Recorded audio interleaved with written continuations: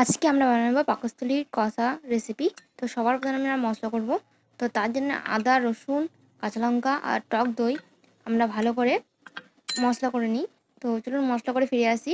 দেখুন আমরা এখানে টক দই, কাঁচা লঙ্কা, রসুন আর আদা ভালো করে বেটে নিয়েছি। তো এবার আমরা পরবর্তী স্টেপের দিকে এগাবো। তো সবার প্রথমে আমরা গ্যাস ধরিয়ে দিচ্ছি। গ্যাস ধরিয়ে কড়াই বসিয়ে দিয়ে কড়াইটা আমরা 2 মিনিট অবধি অপেক্ষা করব। যখন কড়াই গরম হয়ে আসবে তখন আমরা এর ভিতরে 50 গ্রাম সর্ষের তেল দিয়ে দিচ্ছি। 50 গ্রাম সর্ষের তেল দেওয়ার পর আমরা 1 মিনিট অপেক্ষা করব। তেলটা যখন গরম না হচ্ছে, গরম হলে তেলটা আমরা কড়াই চারিদিকে ছড়িয়ে দেবো। যখন তেলটা গরম হয়ে আসবে একদম গ্যাসটা আমরা কমিয়ে দেবো। গ্যাস কমিয়ে দিয়ে আমরা এবার এর ভিতরে দিয়ে দিচ্ছি এখানে চিকেন পাকস্থলী। এখানে 350 গ্রাম পাকস্থলী আছে।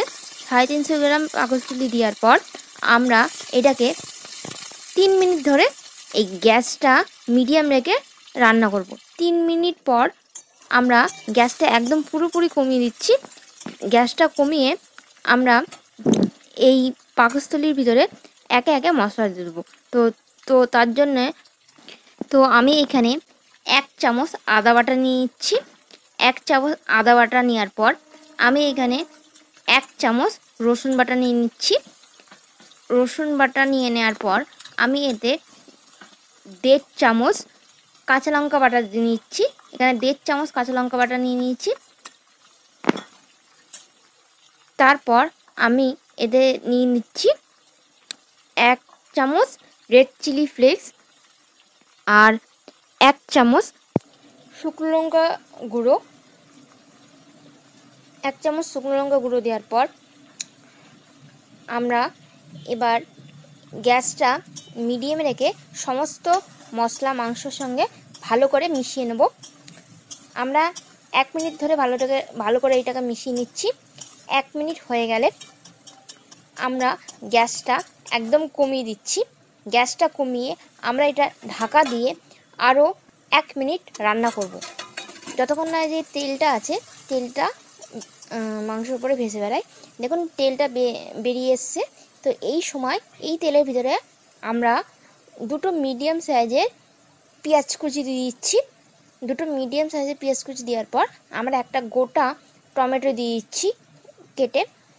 গোটা টমেটো দেওয়ার পর আমরা এবার এর ভিতরে 1/2 চামচ হলুদ দিয়ে দিচ্ছি। 1/2 চামচ হলুদ দেওয়ার পর এই সমস্ত পেঁয়াজ আর টমেটো আমরা মাংসর ভিতরে যে তেলটা আছে ওতেই আমরা এটাকে আরও 1 মিনিট ধরে গ্যাসটা বাড়িয়ে রান্না করব।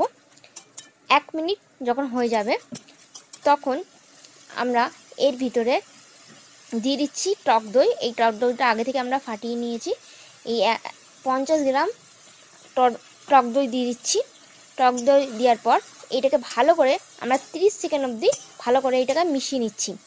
30 সেকেন্ড ধরে ভালো করে মিশিয়ে নেওয়ার পর আমরা এর ভিতরে অন্য উপকরণগুলো দিয়ে দেবো। এরপর আমরা এতে দিয়ে দিচ্ছি স্বাদ মতন নুন। আমি এখানে 1 চামচ নুন নিয়েছি। আমি এখানে 1 চামচ নুন নেওয়ার পর এটাকে ভালো করে মিশিয়ে নেব 30 সেকেন্ড ধরে। তারপর এতে দিয়ে দেবো 1 চামচ Kashmiri red chilli powder, Kashmiri শুকনো গুঁড়ো লঙ্কা পাউডার। এটা শুধু কালারের জন্য, এটা যদি কেউ না দিতে চান দিতে হবে না। আর তারপর এতে দিয়ে দেবো 1/2 চামচ গোলমরিচ গুঁড়ো দিয়ে দিচ্ছি। গোলমরিচ গুঁড়ো দিয়ে দেওয়ার পর এরপর আমি দিয়ে দিচ্ছি এতে সামান্য পরিমাণে গরম মশলা পাউডার। এবার আমরা এই সমস্ত উপকরণ ভালো করে মিশিয়ে নিয়ে আমরা এটাকে আরও 1 মিনিট ধরে একদম লো গ্যাসে রান্না করব। 1 মিনিট পর যখন তেলটা আরও মশলা থেকে বেরাতে শুরু করবে সেই সময় আমরা এতে 1/2 চামচ সয়া সস দিয়ে দিচ্ছি।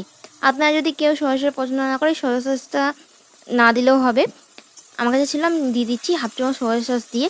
এই সমস্ত উপকরণ আমি এবার 30 সেকেন্ড ধরে ভালো করে মিশিয়ে নিচ্ছি। 30 সেকেন্ড ধরে মিশিয়ে নেওয়ার পর আমরা এটাকে আরও 1 মিনিট ধরে গ্যাসটা বাড়িয়ে রান্না করব। 1 মিনিট ধরে গ্যাস বাড়িয়ে এটা রান্না করার পর গ্যাসটা আবার কমিয়ে দিয়ে আমরা এতে দিয়ে দিচ্ছি ধনেপাতা কুচি পরিমাণ মতন। আপনার স্বাদ অনুযায়ী ধনেপাতা কুচি দেবেন। আর ধনেপাতার পর আমরা এখানে 3টে কাঁচা লঙ্কা দিয়ে দিচ্ছি। 3টে কাঁচা লঙ্কা দিয়ে এই সমস্ত উপকরণ গ্যাসটা মিডিয়ামে রেখে আবার আমাদের এই সমস্ত উপকরণ মিশিয়ে নেওয়ার পর আমরা এটাকে ঢাকা দিয়ে 7 মিনিট একদম লো গ্যাসে রান্না করব। আমরা মাংসের ভিতরে কোনো জলেই ব্যবহার করিনি, মাথায় রাখবেন এটা তেলেই সিদ্ধ হবে। তো একদম গ্যাসটা কমিয়ে আমাদের 7 মিনিট রান্না করতে হবে। আর মাঝে মাঝে আমাদের তরকারিটা ভালো করে নেড়ে দিতে হবে যাতে তলায় লেগে না যায়। দেখুন আমাদের মাংস একদম শেষের পর্যায়ে চলে এসছে। তো আমরা এই সময় দেখে নেব নুন ঠিক আছে কিনা, আপনার টেস্ট করে দেখে নেবেন নুন ঝাল ঠিক আছে নাকি না। আর তারপর এই সমস্ত একদম উপকরণ আমরা একটি পাত্রে নামিয়ে নিচ্ছি। আমাদের মাংসের রেসিপি রেডি হয়ে গেছে।